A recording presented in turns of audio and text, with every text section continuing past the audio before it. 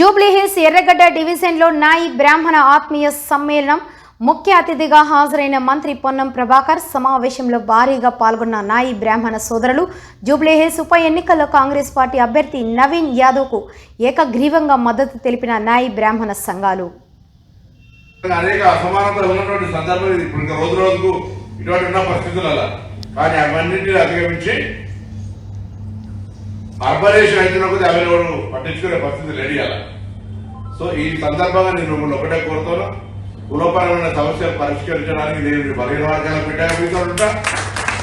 నేను పార్లమెంట్ సభ్యుడైనా ఎప్పుడు ఎక్కడసారి మా ఇంటికి తెలుసుకోవాలి, నేనే షాప్కి వెళ్తుంది.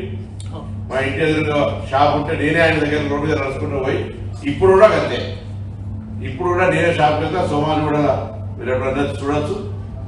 తప్పకుండా నేనేమంటున్నా అంటే ఏ సమస్య ఉన్నా నేను ఆడికే చిన్నప్పటి నుంచి పెరుగుకుంటా చూసుకుంటా ఖాళీలకి కొట్లాడుకుంటా తన్నుకుంటా చూడడం తోటి మీ పక్కన నిల్చుంటా మీకు అడ్డగా ఉంటాయి.